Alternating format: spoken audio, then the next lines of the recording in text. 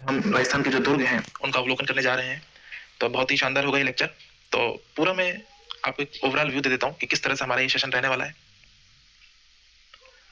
देखिए, सबसे पहले तो हम जो सामान्य परिचय है दुर्गों का उसे पढ़ेंगे और इसमें जो दुर्गों की विशेषताएं हैं उनका अच्छे से सिलसिलेवार अध्ययन करेंगे और दुर्गों को लेकर के जो इनके विभिन्न वर्गीकरण दिए गए हैं आचार्य शुक्र ने और कौटिल्य यानी चाणक्य ने, तो उनकी नीतियां हैं उसमें दुर्गों का एक विशेष विश्लेषण निकल के सामने आएगा।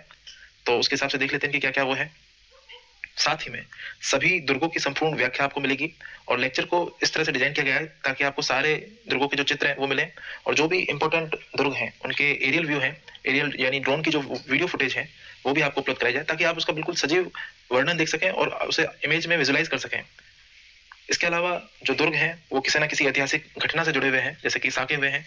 अब साके में जौहर और केसरिया दो चीजें होती हैं, तो इन्हें भी अच्छे से देखेंगे कहाँ कब और किन किन परिस्थितियों में हुए हैं। इसके अलावा मुख्य दुर्ग के अलावा अन्य दुर्गों का भी विश्लेषण किया जाएगा, जैसे कि 20 से 22 तो आपके मुख्य दुर्ग हैं, उसके अलावा 20 आपके अन्य दुर्ग हैं। हालांकि मैं आपको एक बात क्लियर करना चाहूंगा कि जो 90% क्वेश्चन पूछे जाते हैं, अगर ऑब्जेक्टिव पैटर्न की मैं बात करूं तो वो शुरू के 10 से 12 दुर्ग ही कवर होंगे, उनमें से 90% पूछे जाएंगे। उसके अलावा हमें कवर सभी करना है, छोड़ना कुछ भी नहीं है, क्योंकि चीजें ज्यादा हो सकती है लेकिन कल के दिन ये नहीं कि ये चीज छोड़ी थी और ये आ गई। तो मेरा आपसे यही निवेदन है कि आपको पूरा लेक्चर में बने रहना है और साथ ही में दुर्ग खत्म हो जाने के बाद में हम उनको मैप से रिवाइज करेंगे, जैसे कि हमने लोक देवता और अन्य चीजों को किया था उसी तरह से। और अंत में जितने भी ऑब्जेक्टिव एस्पेक्ट बन सकते हैं संभव, उन्हें भी हम लेंगे, जैसे कि कौन सा दुर्ग पहले बना, कौन सा बाद में बना, कहाँ पर आक्रमण ज्यादा हुए, कहाँ पर स्थानीय आक्रमण ज्यादा हुए, और जो भी अपनी अपनी जो सांस्कृतिक विशेषता को लिए हुए हैं, जिन पर पिछली परीक्षाओं में मिसलिनियस प्रवृत्ति के प्रश्न पूछे गए हैं, उन्हें हम जरूर लेंगे यहाँ पर। और मैं आपको एक और मुख्य जानकारी देना चाहूंगा कि जितने भी ऑब्जेक्टिव एग्जाम है, ऑब्जेक्टिव एग्जाम यानी वनडे एग्जाम है, जो जिनमें एबीसीडी वाले ऑप्शनल क्वेश्चन आते हैं एमसीक्यू, तो उनमें रीट है, पटवार है, आपकी आपकी कांस्टेबल की एग्जाम है। इसके साथ ही आरएस प्री भी शामिल है इसमें बिल्कुल, क्योंकि नोट्स को हमने बहुत ही वृहद एनालिसिस के बाद में बनाया है और जितना भी कंटेंट मैंने बनाया है वो आरएस मेंस को 100% कवर करता है और सारे जो भी क्वेश्चन आए हैं पिछले 2 साल में वो भी मैंने आपको इनमें बता दूंगा पूरे क्वेश्चन। तो आइए बिना समय गंवाए शुरू करते हैं इसे। दुर्गों का महत्व, देखिए जो ये प्रश्न है इस प्रश्न का महत्व बहुत ज्यादा है और ये आरएस मेंस 2016 में 5 मार्क्स का पूछा जा चुका है। और ये जो पहला आप इसमें पॉइंट देख रहे हैं इसे पटवार की परीक्षा में पूछा गया था 2015-16 की में, तो इसे आप ध्यान में रखिए, पटवार 2015-16। तो देखिए दुर्गों का जो प्रथम उद्देश्य क्या था, तो इसमें 4 विकल्प थे आपके सामने वहां पर एग्जाम में कि अपने शौर्य का प्रदर्शन करना या फिर दिखावा करना या फिर अपने रानियों को वातानुकूलित एक स्वेच्छापूर्ण माहौल देना। तो उसमें एक ऑप्शन ये था 4th नंबर पर कि दुर्गों का उद्देश्य शत्रुओं के आक्रमण से बचना होता था, तो इसका यही सही जवाब था। तो इस तरह से देखिए ऑब्जेक्टिव एग्जाम में भी इस तरह के क्वेश्चन आते हैं, वो भी पटवार जैसी एग्जाम में, तो आप ध्यान रखिए और इन्हें बहुत ही सीरियस होकर पढ़िए ताकि आप कोई भी फैक्ट आपसे छूटे ना। दुर्ग अनेक युद्धों एवं त्याग बलिदान की घटनाओं के मुख्य साक्षी हैं। तो देखिए युद्ध जाहिर सी बात है सत्ता के लिए हमारे जो मुगल और जो राजपूतों के बीच में शुरू से युद्ध हुए हैं, और त्याग बलिदान ऐसे कि जो रानियां होती थी वो अपने सतीत्व की रक्षा के लिए जौहर करती थी और जो हमारे राजपूत शासक हैं उन्होंने केसरिया किया, जैसे कि आप रानी पद्मावती को जानते होंगे। तो ऐसे कई दुर्गों में जौहर की घटनाएं हुई हैं, जो राजपुतानी रानियां थी और जितनी भी लड़ाई होती थी वो अपने सतीत्व की और मान सम्मान की रक्षा के लिए जौहर को अपनाती थी। स्थापत्य कला की दृष्टि से भी दुर्ग उत्कृष्ट उदाहरण है, जैसे कि आप चित्तौड़गढ़ दुर्ग में जाएंगे तो वहां पर काफी छतरियां और मंदिर बने हुए हैं। इसी तरह से दुर्गों की जो जिस तरह से प्रशस्तियां मिलती हैं, जैसे जूनागढ़ दुर्ग में आपको एक प्रशस्ति मिलेगी तो उसका भी ऐतिहासिक वर्णन है जो तात्कालिक समय के राजनीतिक, ऐतिहासिक और आर्थिक दृष्टिकोण को बताता है। विजय स्तंभ में अगर आप जाएंगे, जो कीर्ति स्तंभ महाराणा कुंभा ने बनवाया था अपनी विजय के बाद में, तो उसे भारतीय मूर्ति कला का विश्वकोश कहा जाता है। ये भी प्रश्न एग्जाम में पूछा गया है, भारतीय मूर्ति कला का विश्वकोश कहा जाता है विजय स्तंभ को। तो इस तरह की जो चीजें ये उत्कृष्ट उदाहरण है हमारी आर्किटेक्चर का। तो अधिकांश दुर्ग प्राकृतिक धरोहर के रूप में अपनी विशेषता को समेटे हुए हैं, जैसे कि आप रणथंभौर दुर्ग में जाएंगे तो उसे दुर्ग अधिराज बोला जाता है, क्योंकि दुर्ग की बनावट इस तरह की है कि ये दूर से दिखता नहीं है, आसानी से भी नहीं दिखता, लेकिन दुर्ग के ऊपर से शत्रु सेना को आसानी से देखा जा सकता है। तो इस तरह से हर दुर्ग की अपनी विशेषता है। पर्यटन की दृष्टि से दुर्ग अनुपम उदाहरण है। जाहिर सी बात है जो हमारा विदेशी और स्थानीय पर्यटन है दुर्गों से आकर्षित होता है। कई ऐसे दुर्ग हैं जहां पर अजायब घर यानी तात्कालिक समय के राजा महाराजाओं के शस्त्रों के अजायब घर बनाए गए हैं, म्यूजियम बनाए गए हैं। तो वो भी एक आजीविका का भी बड़ा स्रोत है राज्य सरकार और स्थानीय लोगों के लिए, तो इन्हें आप ध्यान में रखिए। यदि ऐतिहासिक संदर्भों पर दृष्टिपात करें तो मनुस्मृति में सर्वप्रथम दुर्ग का उल्लेख मिलता है। तो ये भी एक ऑब्जेक्टिव प्रश्न है, देखिए कि सर्वप्रथम दुर्ग का उल्लेख कहाँ मिलता है, तो वो मिलता है मनुस्मृति में। इसके अलावा चाणक्य के अर्थशास्त्र में, चाणक्य यानी जिसे आप कौटिल्य बोलते हैं, अन्य नाम इनके विष्णुगुप्त भी हैं, तो इसे आप ध्यान में रखिए। अगर क्वेश्चन पूछ लिया जाए कि किस चाणक्य के या मौर्यकालीन किस ग्रंथ में दुर्गों का उल्लेख मिला है, तो वो चाणक्य के अर्थशास्त्र में है। और इसके अलावा आचार्य शुक्र की जो शुक्र नीति है उसमें भी दुर्गों का विशेष वर्णन किया है, और जो इन्होंने राज्य के 7 अंग बताए हैं उनमें एक अंग दुर्गों को भी बताया है, तो इसे आप ध्यान में रखिए। तो देख लेते हैं एक बार, चाणक्य ने दुर्गों की 4 श्रेणियां बताई हैं। तो उनमें जो सबसे पहला है वो औदक दुर्ग है। औदक दुर्ग वही है जो चारों तरफ जलराशि से घिरा हुआ हो। अगर मैं आपको उदाहरण दूं तो गागरोन का दुर्ग है झालावाड़ में। इस दुर्ग की विशेषता यह है कि ये आहू और काली सिंध नदियों के जलराशि से घिरा हुआ है, तो जो सामरिक और रणनीतिक महत्व उसका बढ़ जाता है। अगला है अपना धानव दुर्ग। धानव दुर्ग वही है जो मरुस्थल से घिरा हो, जैसे जैसलमेर का किला, सोनारगढ़। तो इस तरह से इन चीजों को ध्यान में रखिए आप। और गिरी और पर्वत दुर्ग सबसे श्रेष्ठ दुर्ग बताए जाते हैं। अगर मनुस्मृति और चाणक्य दोनों की बात करूं मैं, ये प्रश्न भी एक ऑब्जेक्टिव प्रश्न बनता है कि मनुस्मृति और चाणक्य के अनुसार सबसे सर्वश्रेष्ठ दुर्ग कौन सा है। तो सर्वश्रेष्ठ दुर्ग की जो श्रेणी है वो गिरी दुर्ग है, तो इसे आप ध्यान में रखिए, ये भी एक ऑब्जेक्टिव एस्पेक्ट है। पहाड़ी और पठारी भाग से घिरा हुआ होना यही गिरी दुर्ग की विशेषता है। जैसे कि आप कुंभलगढ़ दुर्ग में जाएंगे तो वो अरावली पर्वतमाला पे है। चित्तौड़गढ़ दुर्ग मेसा के पठार पे बना हुआ है। इसी तरह से वन दुर्ग वो है जो हरियाली और हरे भरे जंगल से घिरा हुआ हो, वही वन दुर्ग है। देखिए शुक्र नीति में जो दुर्गों के 9 प्रकार बताए गए हैं, तो 4 प्रकार तो वही हैं जो हमने चाणक्य के पढ़े हैं, उसके अलावा 5 और इसमें श्रेणियां बताई गई हैं। जैसे कि अगर आप पारिख दुर्ग को देखोगे तो पारिख दुर्ग का मतलब देखिए चारों ओर खाई होना। तो खाई से मतलब आप इसे ध्यान में रखिए, अगर पारिख खा आ रहा है तो ये खाई से मतलब है। और क्योंकि दूसरा है आपका परिध दुर्ग, तो परिध दुर्ग का मतलब क्या होता है, जो चारों ओर परिधि बने हो, चारों ओर ईंट और पत्थरों का एक परकोटा बनाया हो, उसे ही पारिध दुर्ग कहते हैं। तो ये पारिख और पारिध में आप अंतर, इसमें आपको कंफ्यूज नहीं होना है। कुल मिला की बात यह है। सैन्य दुर्ग है, चारों ओर चतुरंगनी सेना, और आचार्य शुक्र ने इसे सर्वश्रेष्ठ दुर्ग बताया है, सैन्य दुर्ग। इसके बाद में आपकी अगली वो है एरण दुर्ग। एरण दुर्ग में देखिए क्या है कि पथरीले और कांटीदार झाड़ियों से घिरा हुआ दुर्ग एरण दुर्ग कहलाता है, तो इसे आप ध्यान में रखिए। और सहाय दुर्ग वो है जो शूरवीरों का दुर्ग होता है, जो उनके अनुकूल परिस्थितियों के हिसाब से बना होता है, तो इसे आप ध्यान में रखिए। लेकिन राजस्थान में इसका कोई भी उदाहरण देखने को नहीं मिलता, लेकिन शुक्र नीति के प्रकार है तो इसे बताया गया है। तो इस तरह से इसका जो सामान्य परिचय वो यही था, और इसी के साथ हम हमारे जो दुर्गों की प्रमुख वो हैं दुर्ग, उन्हें शुरू करते हैं।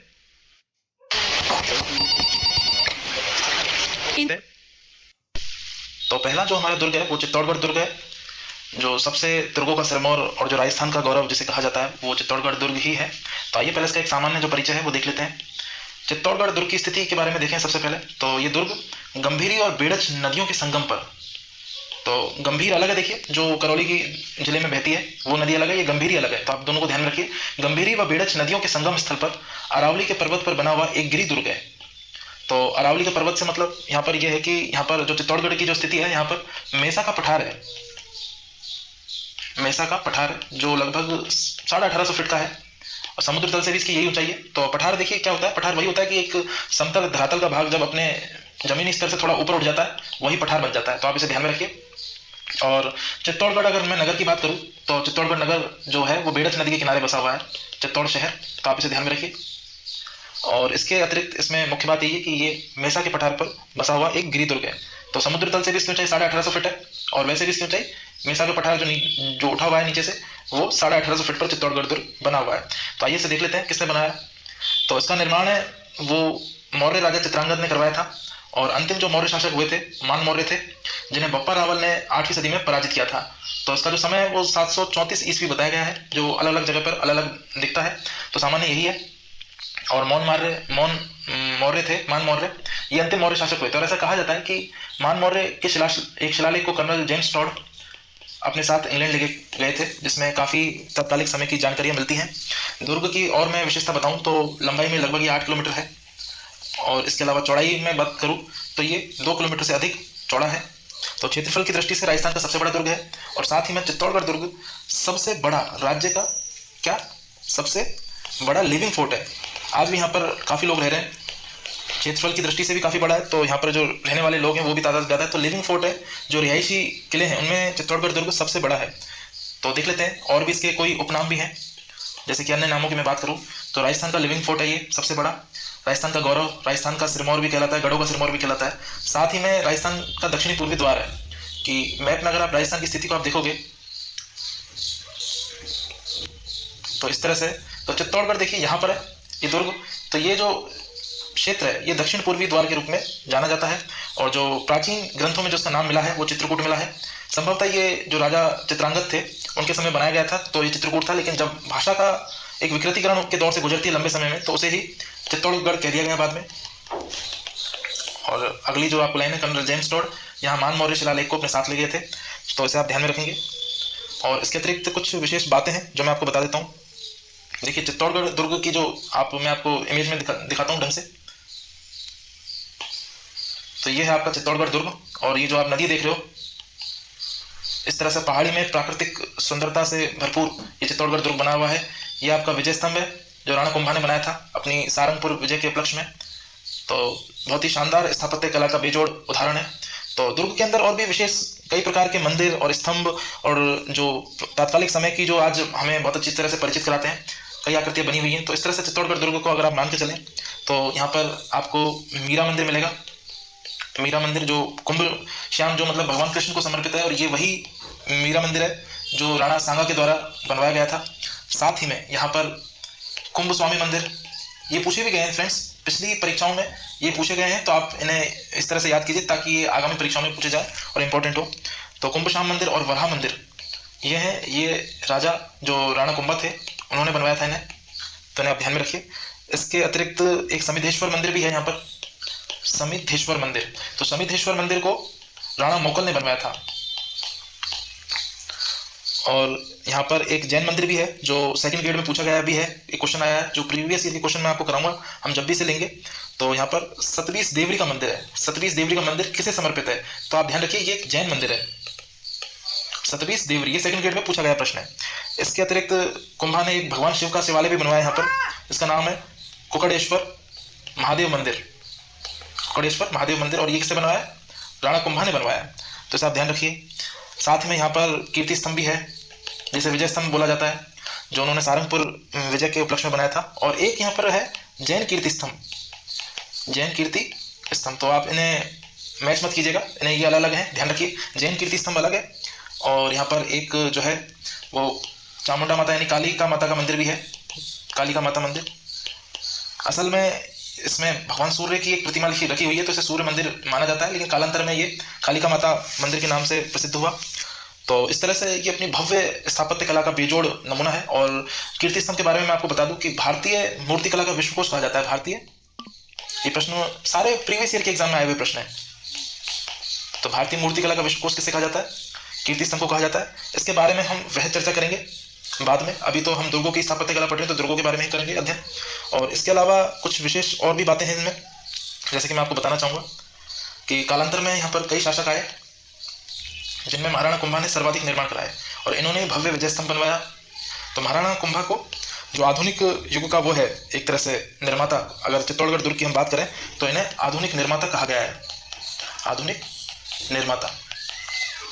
और भी इसमें विशेष बात है कि चित्तौड़गढ़ दुर्ग का जो प्रवेश द्वार है, और इस तरह से जिस तरह परकोटे में बंद है, तो इसे एक सर्पिलाकार मार्ग के रूप में जो इसका प्रवेश द्वार है उसको इस तरह से बनाया गया है ताकि कभी भी भविष्य में कोई शत्रु सेना का आक्रमण हो तो उसमें अधिक से अधिक तैयारी करने का समय मिल जाए। तो ये जो मार्ग है इसमें अंदर जाने का जो मुख्य द्वार है उसे सर्पिलाकार बनाया गया है, सर्पिलाकार बनाया गया है। तो इसे आप ध्यान में रखिए। साथ ही में इस दुर्ग में अंदर खेती होती है, कृषि के कार्य भी होते हैं, कृषि कार्य भी यहाँ पर आयोजित किए जाते हैं, संपादित किए जाते हैं ताकि स्थानीय लोग अपने जो पेट भरण कर सकें। तो यहाँ पर रत्नेश्वर तालाब, गौमुख तालाब, भीमरथ कुंड, कुंभ सागर तालाब, हाथी सागर तालाब और झाली बावड़ी। तो देखिए ये नाम है, ये आपको इस तरह से याद रखने ताकि अगर आपसे कभी पूछ लिया जाए कि चित्तौड़गढ़ दुर्ग में कृषि होती थी, निम्न में से किन किन दुर्गों में कृषि होती थी, तो आप चित्तौड़गढ़ दुर्ग को इस उपलक्ष्य में याद रख सकते हैं। बाकी इसमें आपको बहुत ज़्यादा परेशान होने की जरूरत नहीं है। प्रवेश द्वार भी हैं, तो जो प्रमुख प्रवेश द्वार है, प्रमुख नहीं देखिए सारे प्रवेश द्वार यही हैं, कुल 7 प्रवेश द्वार है यहाँ पर, 7 प्रवेश द्वार है। तो उसमें से जो पाडनपुर प्रवेश द्वार है, जो आपको अगर आप चित्तौड़गढ़ के साकों का अध्ययन करें तो द्वितीय साके में जो ठाकुर बाघ सिंह थे, देवलिया प्रतापगढ़ के वीर रावत बाघ सिंह थे, वो यहीं पर शहीद हुए थे, वीर बाघ सिंह। तो उनकी यहाँ पर एक स्मारक बना हुआ है पाडनपोल द्वार पर ही। भैरवपोल द्वार में जो कल्ला जी राठौड़ है, वीरवर कल्ला, वीर कल्ला राठौड़, इनकी जो छतरी है वो यहाँ बनी हुई है भैरव द्वार पर, भैरवपोल द्वार पर। और हनुमान पोल द्वार यहाँ पर है, गणेश पोल द्वार यहाँ पर है, जोड़ला पोल है, लक्ष्मण पोल है। इसके अलावा जो रामपोल द्वार है, जो 7वां द्वार है, यहाँ पर फत्ता सिसोदिया का स्मारक है, फत्ता सिसोदिया का स्मारक है। तो इसे आप ध्यान में रखिए। और इसके अतिरिक्त एक यहाँ पर फतेह प्रकाश महल भी है, फतेह प्रकाश महल। तो ये महाराज फतेह सिंह ने ही बनवाया था और वर्तमान में से एक म्यूजियम, यानी एक तरह से आप इसे मान सकते हैं कि संग्रहालय के रूप में तात्कालिक समय के जो भी हमें वेश परिधान और अस्त्र आभूषण मिले हैं तो उन्हें यहाँ पर रखा गया है। तो ये एक संग्रहालय के रूप में परिणित हो गया वर्तमान में, तो इसे आप ध्यान में रखिए। इसके अतिरिक्त जो प्रमुख प्रमुख चीज़ें हैं, अगर आप यहाँ पर जाओगे तो आपको देखने को मिलेंगी। ये आपका भव्य कीर्ति स्तंभ यानी विजय स्तंभ है, ध्यान रखिए। और कुछ यहाँ पर जैसे कि आसपास यहाँ पर आप देख लेंगे मंदिर हैं, तो ये बहुत ही भव्य और प्रमुखता से परिपूर्ण है। तो इस तरह आप इसे देख सकते हैं। यह है विजय स्तंभ, मैंने आपको बताया। इसके अलावा चित्तौड़गढ़ दुर्ग है, वो साकों के लिए भी प्रमुख रूप से अपनी जो पहचान है उसको पूरे देश में बताता है। तो यहाँ पर जो प्रमुख साखे हुए उनका अध्ययन कर लेते हैं हम एक बार। जो प्रथम साका था वो सन 1303 में हुआ था। तो इसके जो कारण है वो भी कई बार परीक्षा में पूछ लिए जाते हैं। अगर मैं आरएस मेंस की बात करूँ तो कारण में देखिए यही था कि अलाउद्दीन खिलजी एक बहुत ही महत्वाकांक्षी साम्राज्यवादी दृष्टिकोण को लेकर चलता था। तो महत्वाकांक्षी होना, साथ ही में रानी पद्मावती के सुंदरता पर आसक्त हो जाना। और एक मूवी भी आई थी जो काफ़ी विवादों में रही थी, आपको पता होना चाहिए। और इसके अलावा इन्होंने राजा रत्नसेन थे जो यहाँ पर, इन्होंने इनके एक शत्रु को भी शरण दी थी। तो उसके लिए भी एक तरह से मनमुटाव का बहुत बड़ा कारण था। तो इसे आप देख सकते हैं। तो ये युद्ध होता है अलाउद्दीन खिलजी और राणा रतन सिंह के बीच में। और इस युद्ध में जो वीर गौरव और बादल होते हैं वो वीर गति को प्राप्त होते हैं। और रानी पद्मिनी सभी वीरांगनाओं के साथ, राजपूत स्त्रियों के साथ में जौहर करती हैं। और केसरिया, देखिए जौहर साके में दो ही चीज़ आती हैं। साका वो जब भी कहलाएगा जब उसमें दो चीज़ें होंगी, एक तो जौहर हो और एक केसरिया हो। जौहर तो से बोलते हैं कि रानी अपने सतीत्व की रक्षा के लिए प्राणों का उत्सर्ग करती हैं, प्राणोत्सर्ग करती हैं। और केसरिया ये होता है कि सर पर आप एक भगवा केसरिया रंग का कपड़ा बांध करके मारो और मरने के हिसाब से युद्ध के मैदान में जाएं। तो वही केसरिया है। तो राणा रतन सिंह ने केसरिया किया था और अलाउद्दीन खिलजी ने इस युद्ध को जीता था। और बाद में जितने ही बाद में उसने दुर्ग अपने पुत्र को सौंपा था, खिजर खां को, और दुर्ग का नाम भी खिजराबाद कर दिया गया था। तो ये इसकी कहानी है। बहुत ही जबरदस्त युद्ध हुआ था ये। तो रानी पद्मावती के जौहर के कारण ये दुर्ग भी प्रसिद्ध है। और दूसरा साका है वो 1534 ईस्वी में हुआ था। और इसमें जो प्रमुख उस वक्त तात्कालिक शासक थे वो महाराणा विक्रमादित्य थे। ये अल्प आयु थे उस वक्त, लेकिन फिर भी शासन पर इन्हें बैठा दिया गया। और जो सुल्तान थे वो गुजरात के सुल्तान थे बहादुर शाह। तो इनके बीच में युद्ध हुआ था। और इसी युद्ध की जो मैंने आपको बताया था कि देवलिया प्रतापगढ़ के जो रावत बाघ सिंह है वो वीर गति को प्राप्त हुए थे और उनका स्मारक भी यहाँ पर बना हुआ है। तो जौहर क्या था राहाड़ी रानी कर्मावती ने, और केसरिया क्या था वीर रावत बाघ सिंह ने। तो ये इसमें प्रमुख बातें हैं। और इस युद्ध में जिस तरह से इन्होंने पहले भी, रानी जो कर्मावती थी, इन्होंने हुमायूं को सहायता के लिए राखी भेजी थी। तो हुमायूं को राखी चित्तौड़ कौन से साके में भेजी गई थी? दूसरे साके में भेजी गई थी और रानी कर्मावती ने भेजी थी। तो हालांकि सहायता नहीं हो पाई और बाद में युद्ध हुआ और इसमें काफ़ी जो है राजपूत योद्धाओं की हार हुई थी। चलते हैं आगे। तीसरा साका है जो 1567 ईस्वी में हुआ था और महाराणा उदय सिंह उसमें तात्कालिक शासक थे। मुगल बादशाह अकबर के बीच में हुआ था ये युद्ध। तो इसमें वीर जयमल और फत्ता जो सिसोदिया थे, फत्ता सिसोदिया और जयमल मेड़किया, ये वीर गति को प्राप्त थे। इन्होंने केसरिया किया। और जौहर क्या था वो फूल कवर ने किया था। तो वीरताओं और बलिदान की घटनाओं के लिए प्रसिद्ध चित्तौड़गढ़ दुर्ग अपनी इस जो अमिट जो स्याही से लिखी गई विरासत है इसको भी समेटे हुए है। और आपको मैं बता दूं जो प्रथम और तृतीय साका था इसमें कत्लेआम के आदेश दिए थे। और आपको जानकर हैरानी होगी कि अकबर जैसा जो शासक था जिसका नाम बुरी चीज़ों के लिए नहीं लिया जाता, उसके इतिहास पर ये एक तरह से कलंक है। जिस तरह से उसने युद्ध के बाद में ऐसा उसने कभी कहीं नहीं किया अपने जीवन में, लेकिन यहाँ पर उसने कत्लेआम के आदेश दिए थे। तो ये इसमें बहुत ही प्रमुख बात है। देखिए ये है जौहर कुंड, आपसे देख सकते हैं इतनी गहराई होती है यहाँ पर। और इस गहराई में लकड़ी, आग और घी को इस तरह से प्रबंध किया जाता है ताकि इसमें महिलाएं कूद कर अपने प्राणों का उपचार कर सकें और अपने सतीत्व की रक्षा कर सकें। और ये है कालिका माता का मंदिर, ये मीरा मंदिर है। तो इसके पीछे कालिका मंदिर भी है। तो ये मीरा मंदिर है। तो इसे आप देख सकते हैं। चित्तौड़गढ़ दुर्ग में जो प्रमुख बातें वो इतनी ही है। अगला जो हमारा दुर्ग है वो है कुंभलगढ़ दुर्ग। तो कुंभलगढ़ दुर्ग की स्थिति के बारे में मैं आपको एक सामान्य परिचय दे दूं। स्थिति यह है कि मेवाड़ और मारवाड़ की सीमा पर सादड़ी गांव है, उसके समय राजसमंद जिले में अरावली पर्वत शिखर पर स्थित एक गिरी दुर्ग है। तो सादड़ी गांव, देखिए सादड़ी गांव काफ़ी जगह पर है, प्रतापगढ़ में भी है, एक चित्तौड़गढ़ में भी है, पाली में भी है। तो एक ये राजसमंद में है, जैसा कि मैंने यहाँ पर लिखा है राजसमंद जिले में है। तो ये सादड़ी गाँव और भी हैं काफ़ी जगह, तो आप इसे ध्यान में रखिएगा। तो महाराणा कुंभा ने, अगर इसके निर्माण की बात करें तो महाराणा कुंभा ने एक पुराने खंडर के ध्वंस अवशेषों पर इस दुर्ग की नींव रखी थी। और इसके 1448 में इसकी नींव रखी थी, जो 10 साल में बनकर तैयार हुआ था, यानी 1458 में। तो इसकी जो इसके आर्किटेक्ट हैं, इसके शिल्पी हैं, वो हैं मंडन। इनकी देखरेख में इस दुर्ग का निर्माण हुआ था। और प्रकृति ने विभिन्न पर्वत श्रृंखलाओं के माध्यम से कुंभलगढ़ दुर्ग को एक नैसर्गिक सुरक्षा प्रदान की है। देखिए मैं आपको दिखा दूं इमेज में, ये इसका 3D मतलब ऊपर से लिया गया चित्र है, ड्रोन से लिया गया चित्र है, ये ड्रोन इमेज है। और ये देख सकते हैं आप कटारगढ़ दुर्ग का, जैसे यहाँ पर ये कुंभलगढ़ की जो दीवार है, इसे भारत की सबसे विशिष्ट दीवार कहा जाता है। अगर चीन की दीवार के बाद में अगर कोई इस तरह की दुर्ग शैली अगर आपने कहीं देखी है तो वो यही है। और ये देखिए ज़बरदस्त जो हमारा वर्षा का मौसम होता है उसमें देखिए किस तरह से अपनी प्राकृतिक सौंदर्यता को बिखेरता है, और अरावली पर्वतमाला में। और ये है साहब बादल महल। बादल महल में एक जनाना महल भी है और एक जो पुरुषों के लिए बैठक की जगह होती है वो भी है। तो इसे हम ढंग से देखेंगे सारी चीज़ों को। तो आइए देखते हैं। अबुल फजल ने देखिए इस दुर्ग के बारे में लिखा है कि दुर्ग इतनी ऊंचाई पर है कि नीचे से ऊपर देखने पर सर की पगड़ी गिर जाती है। और कर्नल जेम्स टॉड ने इसकी तुलना एस्ट्रोकन से की। देखिए एस्ट्रोकन एक चर्च है बहुत बड़ा, जो इटली और रोम में है ये, तो इसे आप ध्यान में रखिए। तो इस तरह से इसके बारे में जो उपमाएं दी गई हैं।